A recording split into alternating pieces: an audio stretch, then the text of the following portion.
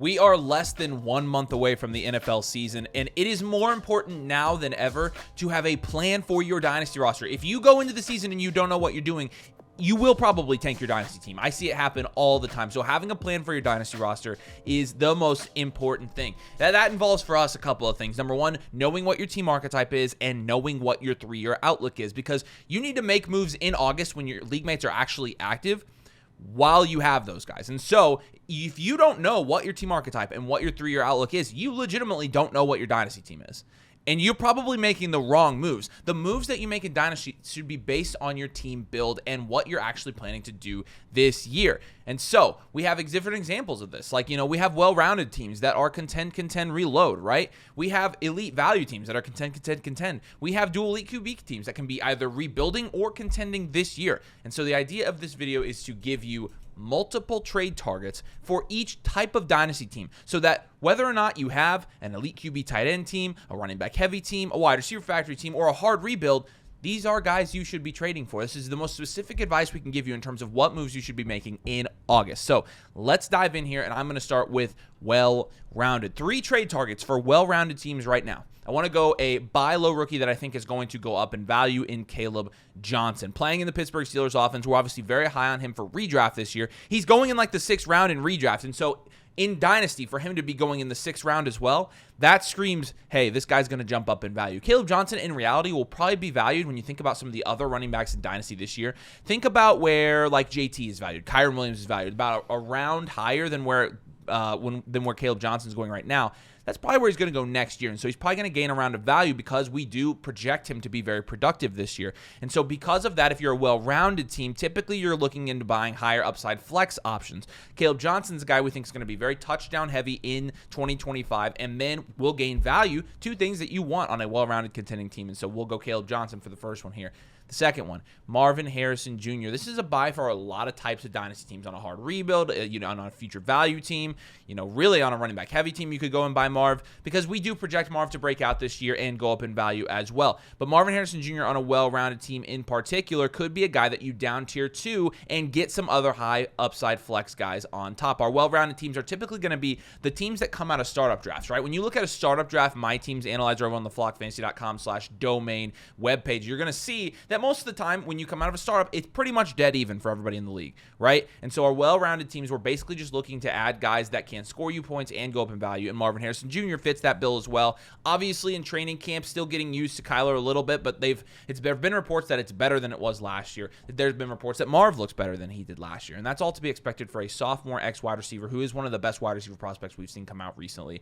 And then Terry McLaurin. The reason Terry McLaurin is a buy for me right now, especially on well-rounded teams, a well-rounded team obviously can use Terry in your flex spot. Terry has lost value because of the contract thing, and even though we're not super big on Terry in redraft because of the potential touchdown regression, something's going to give here. Something's going to give. Either Terry's going to get paid in Washington or he's going to get paid somewhere else. And the fact of the matter is, when a player gets paid, see Kyron Williams, their dynasty value goes up. And so when Terry does get paid, he is going to gain some dynasty value. It is going to lock him into a situation, probably in Washington, most likely. I guarantee he stays in Washington. I'm close to guarantee. And when that happens, he's going to be tied to Jaden Daniels. He's going to be in an offense that was very good last year. He's going to be in a situation to perform, and you can flex him on your well-rounded teams. I think all 3 of these guys are guys, if you have a well-rounded team, that are great buys, and you can go trade for them. They're pretty available right now on the trade market. So for wide receiver factory teams, the ones that are heavily contending, obviously a majority of your value or a lot of your value is allocated to the wide receiver position, which just by default really insulates your value as a whole and gives you a really good shot at getting essentially any asset that you want in Dynasty for a pretty decent price because wide receivers are always in demand.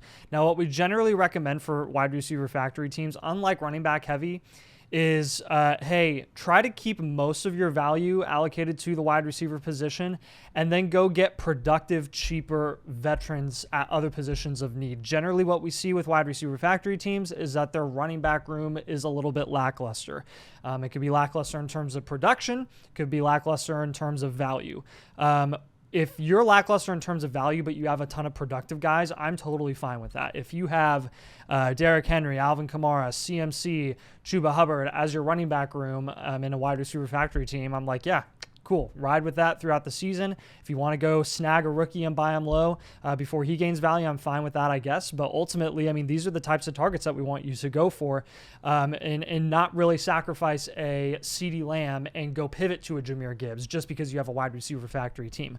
We love Jahmyr Gibbs. We like CeeDee Lamb more given the insulation that the wide receiver position has over running back. So just don't make that move unless you have some sort of crazy premium allocated to running back with like a points per carry or premium per reception for a running back room.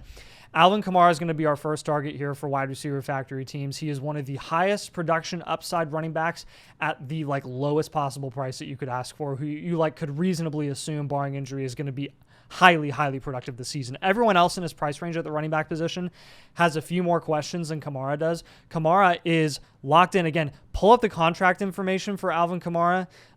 This guy, there is no money being saved from here through the 2026 season for the New Orleans Saints to cut him. He will be a New Orleans Saint for the next 2 years at least, locked in. Whether he gets hurt, whether he's not as great, it does not matter. If they cut him, they are not saving any money. The dead cap hits with the cutting are the same as the cap hits that they just kept him on the team. Alvin Kamara's 3-year outlook, 2 of his 3 years are pretty much guaranteed situationally. He just has to stay healthy, and he has pretty much for his entire career. Then we got Chuba Hubbard next. Chuba we just saw in a Real Money Dynasty startup this last week go in the 8th round, like the middle of the 8th round. Say what you want about Chuba Hubbard and what his long-term risk might be. He's just ultimately going to be one of the cheaper guys at the running back position who has quite a bit of production upside this season as well. I mean, when you're going in the price range of Alvin Kamara at this point in some dynasty circles, that's definitely worth investing in as a wide receiver factor. You may as well just take the shot and maybe risk the potential value loss that you're going to get the production for this season. And you don't even have to cash out. You're going to cash in because you're going to win your league. Derrick Henry, our final guy here as well. He's a little pricier than Kamara and Chuba, but in our opinion, he is worth it. And honestly, is kind of the safest option because he's by far in the best situation. Baltimore has really cracked the code on how to best utilize Derrick Henry in his older years, and that is to limit his snap share and really maximize his opportunity when he is on the field. And I mean, you saw the second most productive year of all time for Derrick Henry at age 30 last season. We need to stop predicting when this is going to go down. We just need to continue to bet on the unicorn of all unicorns at the running back position. So again, the first step to unlocking your dynasty team is to make sure you know, what is my team archetype? What is my 3-year outlook? What am I doing this year and next year? Just so you can make the right dynasty moves. This is exactly how we structure our team blueprints. Nathan and I do every single one of these ourselves, where we'll give you your 3-year outlook, we'll give you your team archetype, and then we'll tell you what moves are the best for your specific league and specific team. It's the most tailored fantasy football advice in the industry. So again, you can unlock it, and everything we have with our community, our Discord, our trade calculator, dynasty rankings, all the tools on the site, leagues, everything at flockfantasy.com/domain. If you use code domain and you do the annual Mother Flocker tier, you get a free blueprint. So you're going to get this whole process with Nathan and I involved. Plus you get infinite blueprint with that, which is a new blueprint every single month for the dynasty team you get reviewed. And so it is the best way to make sure you're making the right moves for your dynasty team. I got the link in the comment. Again, annual Mother Flocker tier, code domain will unlock all of that for you. We'd love to have you join the community. We have a great community over there, and we are really looking to help you make sure that you're making the right moves for your dynasty team this season. Now, let's get to the reload before we get to rebuild here real quick. 1-year reload. And again, 1-year reloads are typically just like, hey, you're not a rebuild yet, but you're not strong enough to hang with the top contenders in your league. And so we're going to need to take a year and just build up value, and then we'll contend again, right? Reloads are what you do before you ever get to a rebuild. And so Quinshon Judkins, he could be on any one of these archetypes. You already know this. I'm not going to go over it. Quinshon is a guy who right now is losing value. Come next year, his value will settle because he will have obviously signed, and he will probably have had punishment at that point, or he will be getting punishment. And so for a 1-year reload, Quinshon's a nice, just a little buy low. You're not contending this year. You don't need Quinshon. There is no risk to having Quinshon on your roster because he's not going to produce this year. You don't need production this year. You're a reload. You're not in the mix to contend. And so Quinshon's a great buy. You could do it for any of these. Elite value, you could buy Quinshon pretty easily and just play the market on him. Hard rebuild, you could do it as well. But I put him in this one just because, specifically with Quinshon, it's a very short term of when his value is going to be down. He's going to go back up again. And so Rashee Rice, kind of the same thing. His injuries or his suspension is going to hit, and that's when 1-year reloads buy, right? Because his suspension is not going to be a full year. It's not going to be half a year probably. It's going to be like 4 to 6 games. And so because of that, I think you buy Rashee Rice this year. Next year, after he performs at the end of his season, his value will have gone up, and it will maintain because he will be playing with Patrick Mahomes long term. And finally, Brandon Ayuk. Brandon Ayuk is going to probably play at some point this year, probably more towards the middle or end of the season. And so right now his value is in the toilet because he offers zero upside to contending teams or dynasty teams that need points now. And again, once we get to August, it's all about points again. It's funny how that works. But Ayuk is useless. He's useless to everybody, and he's falling down dynasty rankings because of it. You, as a reload, can buy Brandon Ayuk because once he performs at the end of the season, it's an automatic value win for you. Your goal is to get value back on your team before you contend again. Brandon Ayuk will do that for you, and he's, unless, barring something crazy, he'll be ready for you next season as well as a solid flex option. He's very cheap right now compared to where he was going even just a year ago in dynasty leagues. And so Ayuk is a good buy as well because situationally he is going to be going up in value within a year. So for hard rebuild teams, this is essentially the worst of the worst, but it's again, I don't think I've ever seen a hard rebuild team. A lot of people come discouraged when they submit a hard rebuild team for a blueprint, and they're like, I don't know what to do at this point, and I'm on the verge of just calling it quits with this team and giving it up. And I would just say there is a lot of reward holding on to a team, staying dedicated, and working on building a team back to contention. I've never seen a hard rebuild team where it's totally impossible to ultimately recover given the right amount of time.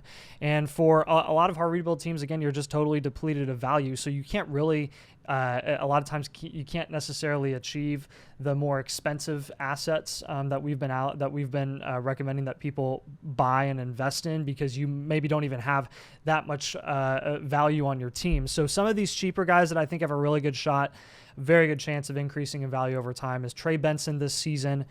Even as early as like the middle of this season, Trey Benson has a pretty good shot of gaining a significant amount of value with James Conner. Obviously, long-term, ultimately going to be phased out in terms of the consistent opportunity he's getting in that offense.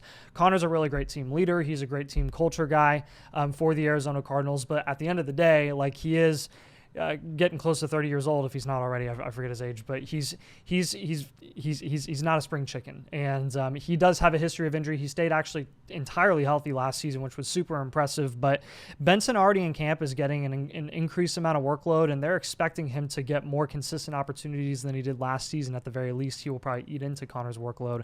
Josh Downs. We're just really confident at this point that we're going to have a new coaching regime, probably a new front office regime heading into next offseason, and the Colts will be looking for a new franchise quarterback because I don't think anyone in their right mind would believe that Anthony Richardson and Daniel Jones will together create this elite quarterback tandem, I guess, in Indianapolis. It's going to be really, really ugly this season. And while that does give us a little bit of concern for like the production outlook of pretty much everyone in that offense as receivers and Downs, Pittman, and even Tyler Warren to an extent, like Downs, number one, has been very efficient and very productive despite poor quarterback play with Anthony Richardson and with like Joe freaking Flacco. So like when you give him, when you see him put up anywhere from 12 to 14 points per game with those guys on the field, what's he going to do when you actually have any semblance of a passing game when they move on from these guys within a year? I think that's really gonna benefit Josh Downs' dynasty value, and you're at least gonna have a lot of people in the market that are optimistic that he's really gonna break out and be way more productive than he's ever been in the past, just because of that new positive-looking situation next season. Chris Olave is also a really great investment this season as well, because heading into this year, we are already pretty confident that he's going to gain value as a wide receiver one. He's going to come back from the concussion, and people are going to forget that he ever had concussions when he starts producing and playing as, again, pretty much the only option in that offense in the receiving game. Shaheed is really just a deep threat there. But with Olave, the best thing about him is not only does he have like short-term value upside, but he also has long-term value upside. He has a really good shot at maintaining this value because worst case scenario, it's kind of mediocre this season for Olave. Tyler Shuck can't do jack. And if it's really that bad to a point where like Olave's production is mediocre again, That means the Saints are one of the worst teams in the NFL. They're going to have a top pick in the NFL draft next season and what's looking to be a really solid quarterback class. And at that point, you're probably looking at an extension for Chris Olave as well in New Orleans or another place. If you look at another option, you're like, hey, New Orleans decides to actually move on from Olave. Okay, cool. He'll go to a better situation then. But regardless, whether it's a new quarterback, new situation, you're going to have a contract extension for Olave, and that's going to insulate his value long-term as well. I think that's a pretty good investment for hard rebuilds. All right, elite value teams. You have the best of the best, spoils of riches. And so who do you go buy with all the money you have? The best. CD Lamb. We've already talked about this one a bunch. He was on our other video this week. I won't even talk about it much. But CD Lamb, again, if you have the opportunity to get CD Lamb on your team, he's a must-buy because he is one of those 3 elite wide receivers going at a discount right now. He's going cheaper than Jefferson and cheaper than Chase. And so I think that if you buy CD Lamb on your Dynasty team, you are not going to regret it from a production standpoint and from a value standpoint come next year when the market shifts even more for wide receivers, especially the top-end wide receivers. Omarion Hampton, we've made this case as well. I won't have to make it again. He was also on our video this week. And again, the best player zone in Dynasty does correlate with the guys you're going to buy if you have the money to do it on your elite value teams. And you do, since you have all that value. Omarion Hampton going in the 3rd round right now. He's going to light it up. He's going to light it up this year. We already talked about Najee Harris. He's now walking laps at practice. That's fantastic. But with Hampton, we almost guarantee he's going to go up in value, barring injury or something crazy in that offense with the skill set he has, with the team investment he has. There is almost no chance he doesn't go up in value next year. He is an elite running back. He is one of the running backs that belongs up there with Bijan and Gibbs and Genty. And I don't think there's any question about it if you've actually watched his tape. And so next year, we think he's going to go up in value. If you have an elite value team, go get Omarion Hampton because he's a guy that's going to produce for you at a super high level this year and then go up in value as well. You basically, when you have, it's a lot easier to make money, make passive income when you're rich and you can literally invest your money wherever is going to get you a bunch of high interest savings, right? And that's what rich people do. It's the same thing with elite value teams. You have enough value to where you're like, I have enough value, I can just throw a little value here and watch this one go up. I can throw a little value here and watch this one go up. And all of a sudden, you've got passive value. Oh, I just came up with that passive value. It's pretty nice, isn't it? Yeah. Yeah, passive value. Pretty nice. And then Kyron Williams.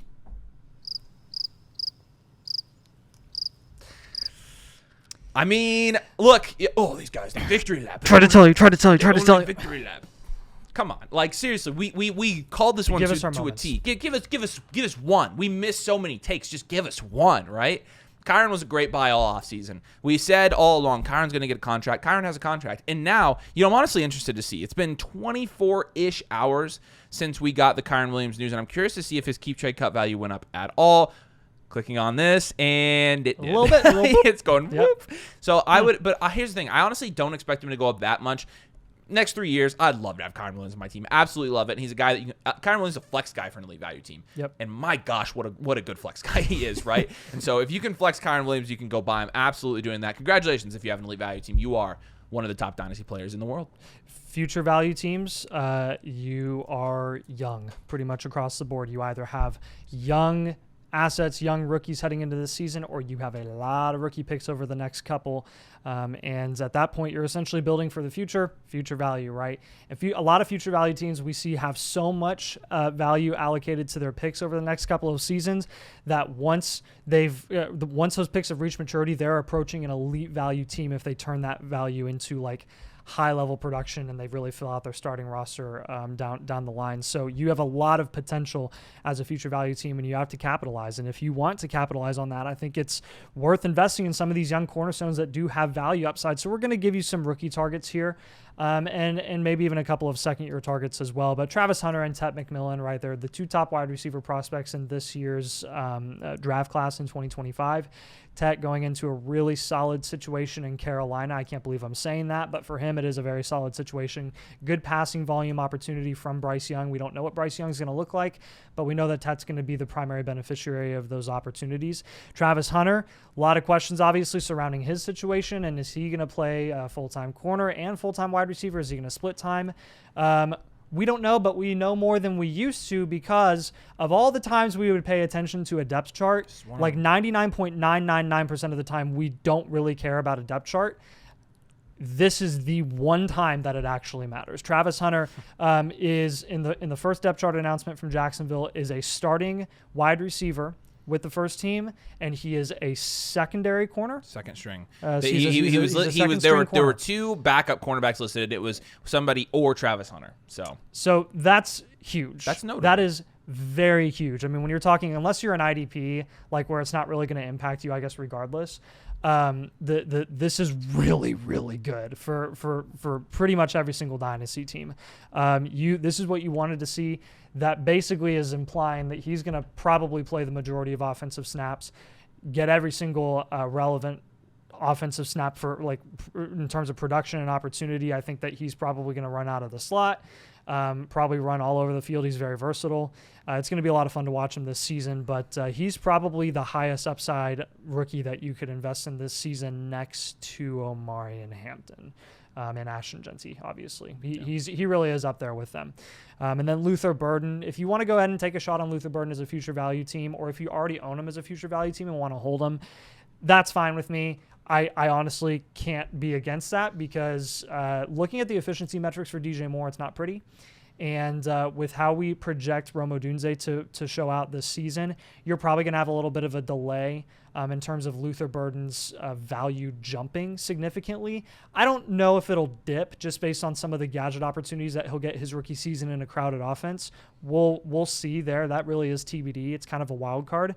But ultimately, I mean, heading into next offseason, if we see the growth that we expect in a new Ben Johnson offense in Chicago, you're probably going to have a lot more room for optimism heading into Luther Burden's second season. Same with Colson Loveland as well. As DJ Moore, we expect potentially takes a step back this year. So keep that in mind with all these guys. Again, they're all rookie targets as future value teams. A lot of people are wanting to target these rookies, and I think these are good shots to take. Let's talk about the dwindling popularity of this team archetype, dual elite QB. It's moved down our list in some of these videos because it's not near as popular as it used to be. And I know one of the reasons it's not near as popular as it used to be is because of the three guys I'm giving you right now and the consistent advice that we give you about dual elite QB teams. Three targets for dual elite QB teams. 3 QBs. Why? Because if you have a dual elite QB team, we're down tiering from one. You need a down tier. You need a down tier from one of them. Not almost every single time you need to do it. Every single time. Unless you're an elite value. Yeah, but again, then you're not a dual elite QB.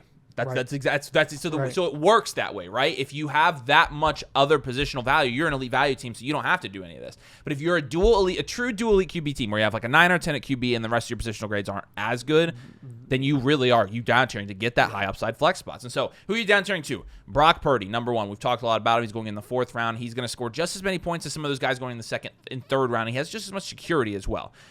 Jared Goff. He's been a top 12 quarterback 3 years in a row now. Yep. Pretty sure he's been top 10 3 years in a row. Yep. And so from a production standpoint, Jared Goff is in the prime of his career, playing in a great offense, playing with fantastic weapons. I don't think there's any reason not to down tier to Jared Goff here. And 3rd, Michael Penix. We saw him going in the 4th round at the beginning of the offseason, and now he goes in the 6th. Mid-6th, the late 6th sometimes. And that's good value for Michael Penix. Even though he's more of a pocket passing QB, he does have good weapons in Kyle Pitts. He likes to push the ball downfield, too. That was a joke. And Bijan and Drake London and Darnell Mooney mostly. And then Kyle Pitts some. Or whatever other tight end emerges there this year, because that's Ray always what McLeod. happens. Ray's going to get there. But all 3 of these guys are quarterbacks, again, because if you do have that dual elite QB, you should be down tiering one of these guys. These are our favorite down tier targets. You could also throw Baker Mayfield in here and Dak Prescott, and we would be happy with that. But again, if you have that dual elite QB team, it's a good time to down tier and get those flex spots and play before the season starts. Running back heavy. There are a good number of teams that we've done that are running back heavy where we're like, hey, you actually can hold all these guys because we like their value and they have enough value upside that it's okay to just stick with them, try to go for the championship this season, maybe even the next couple of years. So basically with this theory that we have for running back heavy, everything that I said for wide receiver factory, take it, flip it, apply it to the other position, right? The majority of your value allocated to the running back position. Let's go invest in high production upside wide receivers that are going at a very, very palatable price. If you want to go with the highest value upside option, that's not going to be like, you're not going to have to break the bank to get him, is Rome Odunze. He is a very, very good target right now. I mentioned him earlier when I was talking about Burden. We expect Odunze to take a solid step up this year in what's going to be a very upgraded offense. Look at the training camp news. This is one where we do buy the hype. And I think that usage is legit in terms of the red zone, how they like to use him as a true X wide receiver in contested catch situations, big playability. They can use him across the field as well in the short to intermediate games. So I'm excited to see how versatile he will be this season. Other cheap guys, Cortland Sutton. is a great option right now. Insert in that same value range, Tyreek Hill, also in that same value range. Devontae Adams, also in that same value range. If you want to take a shot at a cheaper price with Chris Godwin, I'm okay with you taking a shot on Chris Godwin as well. Literally any one of those guys, but I mean, Cortland Sutton, kind of the talk of the town at the moment, as he should be, really locking himself in as the top option there in Denver's offense, which is looking to take another step up this season. George Pickens, wide receiver 2 in Dallas's offense, being a little bit maybe even overlooked before the season starts, which I think is very interesting. I thought he'd get a little bit more hype, and he hasn't. So he's honestly kind of stayed in the value range that he was previously before he was moved to Dallas, and this is like a way better situation than you could ever dream of as a wide receiver 1 in Pittsburgh, because schematically, again, George Pickens shouldn't be playing the wide receiver 1 role. He's like a fish out of water in that situation. This is like where he could thrive, and this is where you could get some really good boom games. He's a great flex option for a running back heavy team. And then lastly here, Elite QB tight end is one of our team archetypes for our 1QB friends. Shout out 1QB friends. And I'm going to give you basically 2 running backs and wide receiver. Most of the time, running backs is going to be important. So like Travion Henderson in a 1QB league is going to be much more valuable next year than he is this year. Travion's already got the starting role in New England, and he's going to be very, very effective this year, in my opinion, but through both the running game and the passing game. And so I think that's going to lead to a big value increase, especially in 1QB leagues where those quarterbacks are pushed down boards. Josh Jacobs, if you're contending in a 1QB league, there's not a ton of better options in that price range than Josh Jacobs right now. We project him to have a monster year in redraft, and so therefore he has to have a monster year for Dynasty because you're scoring the same amount of points. And so Josh Jacobs for your contending 1QB teams like the Elite QB tight ends, that's going to be a really great target, especially for your flex option if you've got that type of team. And then AJ Brown, I wanted to give you an option if you wanted to pivot off of one of those quarterbacks or tight ends to go to another receiver. And so if you've got one of those top 5 to 10 QBs or a top 2 to 4 tight end, then you're able to pivot to AJ Brown. AJ Brown's a good pivot right now.